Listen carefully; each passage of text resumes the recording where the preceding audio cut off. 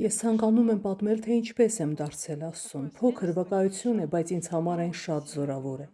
Ինչպես քիչ առաջ եղբայրն ասաց, որ այսօրվա սերունդն այնպիսին է, որ երեխաները թեև ծնվում են հավատացյալների ընտանիքում, բայց ապրում են անհավատ կյանքով։ Ես նույնպես այդ սերնդից եմ։ Մինչև 18 տարեկանը գիտեի, որ Աստված կա, բայց երբեք նրան չեմ ընդունել։ Ես չէի հասկանում, թե ինչու են ծնողներս գնում եկեղեցի, ինչն է նրանց ստիպում կամ ինչն է նրանց մղում, որ գնում են այնտեղ։ Դա ինձ համար մեծ հարցական էր ու երբեք չեմ հասկացել, բայց ցանկանում էի հասկանալ, քանի որ այդ կյանքն ինձ երբեք չէր գրավում։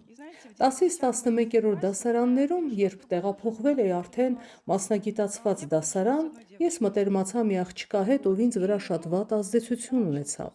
Մենք միասին ընկանք շատ վատ շրջապատ, որտեղ գործում էին այս աշխարհի բոլոր պղծությունները։ Գիտեք, սկզբից մի պահ ինձ հետ էր պահում այն միտքը, որ չէ որ ես հավատքի ընտանիքից եմ, ինչպես կարող եմ, բայց հետո գնացի առաջ, շատ բաներ փորձեցի, ինչ որ բան էի փնտրում դրանում։ Առաջ երբ տեսնում էի, միշտ ցանկանում էի լինել դրա մեջ, դա այնքան գրավիչ էր թվում։ Դեռահասներն ինձ կհասկանան։ Չէ որ դա այնքան լավ է, չէ որ բոլորն են դա անում, իսկ ինչու ինձ չի կարելի։ Եվ ես այդ ամենը փորձեցի։ Այդպես կես տարի, հետո էլի կես տարի։ Եվ երբ մենք արդեն այդ շրջապատում էինք, դա երևի մեր քաղաքի ամենավատ ընկերախումբն էր։ Գիտեք, ես սկսեցի ինչ-որ բան հասկանալ։ Սրտումս երբեք խաղաղություն չկար, երբեք։ Միշտ ցավ կար, դու գալիս ես տուն և ամեն անգամ պարզապես լացում ես, քեզ մեղադրում են ամեն քայլափոխին, ամեն անկյունում, այո, դու այդ մարդկանց հետ անում ես ամեն բան, բայց հոգումդ անգամ փոքր-ինչ խաղաղություն չկա։ Դու մտել ես, բայց չգիտես ինչպես վերադառնալ։ Ծնողները շատ են աղոթել, մայրս ավելի զգացմունքային է, ի դեպ նրանք հիմա այստեղ են։ Մայրս միշտ փորձում էր ինձ հետ պահել բոլոր հնարավոր միջոցներով, իսկ հայրս, նա պարզապես աղոթում էր։ Նա երբեք ինձ չէր արգելում, միշտ ծնկների վրա էր ու պարզապես աղոթում էր ինձ համար։ Եվ գիտեք, այդ պահը բեկումնային էր ինձ համար, երբ առաջին անգամ Աստված ինձ հպվեց։ Մենք ընկերներով վերադառնում ենք ինչ-որ հանդիպումից և մեզ առաջարկեցին էլի ինչ-որ բան փորձել, նոր բան։ Գիտեք, ես մեխանիկորեն համաձայնվեցի, դե ավելի վատ այլևս չէր էլ կարող լինել, ինչ կա որ, Աստծուց չեմ վախենում, ինձ համար արդեն միևնույնն է ամեն բան։ Այդպես գնացի ու հանկարծ մտքումս տեսնում եմ գիծ, սպիտակ գիծ, որը ես հատում եմ և հետդարձի ճանապարհ այլևս չկա, ես այլևս հետ չեմ վերադառնա։ Գնում էի ու սկսեցի վերլուծել։ Ես հավատքի ընտանիքից եմ ու վարում եմ պարզապես մի զզվելի կյանք։ Անհավատներն անգամ իրենց այդպես չեն պահում, նրանք ավելի լավն են, քան ես, ով փոքրուց գիտի Աստծո մասին։ Եվ երբ մոտեցանք այդ վայրին, ընկերներս հարցրեցին. «Դե ինչ, ամեն բան ուժի մեջ է»։ Ես պարզապես ասացի. «Ոչ», շրջվեցի ու տուն գնացի։ Արցունքներս այնպես էին հոսում, ես այնպես էի ողբում, չէի հասկանում, թե ինչու։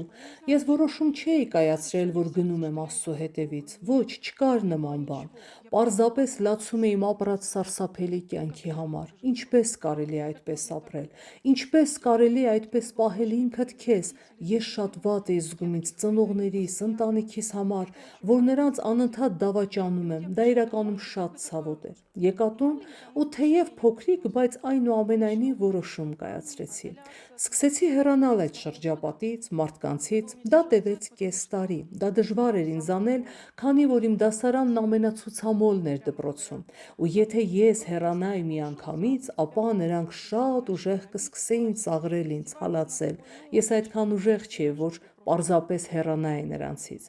Դպրոցի վերջին 2 շաբաթվա ընթացքում, այնուամենայնիվ, գտա այդ առիթը ընկերուհուս հետ բոլոր կապերը խզելու համար։ Նրանք ճիշտ է 2 շաբաթ ինձ ծաղրուծանակի էին ենթարկում, բայց փառք Աստծուն, դիմացա։ Չգիտեմ որտեղից ինձ այդքան ուժ, քանի որ շատ ցավոտ էին վիրավորում, բայց անցա դրա միջով։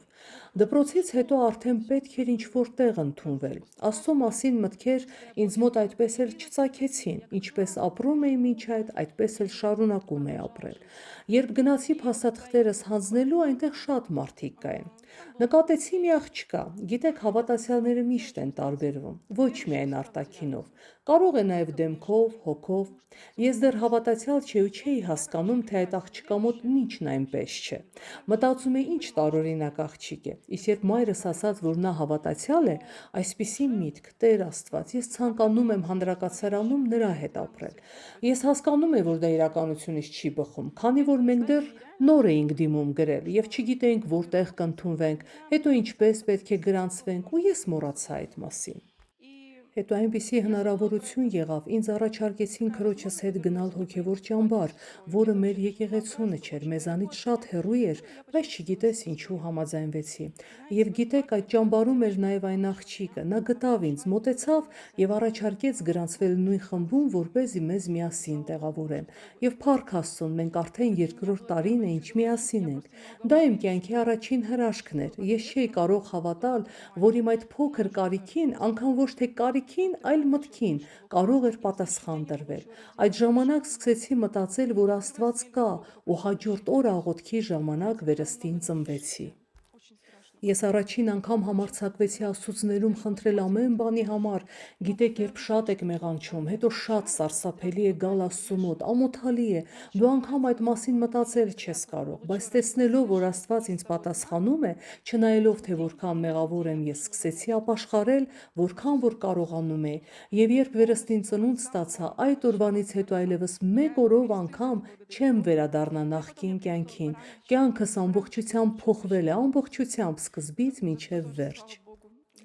Ես չեմ դադարում դրա համար գոհանալ Աստծուց։ Հետո եկա այստեղ եւ մկրտվեցի Սուրբ Հոգով, եւ ահա այս 2 տարիների ընթացքում Աստված ինձ շատ բան է սովորեցրել։ Սովորեցրել է չդատել ոչ մեկին։ Ես նայում եմ ուրիշներին, որ մի բան այն չէ, հետո տեսնում եմ, որ ես էլ նույնն եմ։ Ես ոչ մեկից ավելի լավը չեմ եւ մինչեւ հիմա սովորում եմ դա։ Ամեն։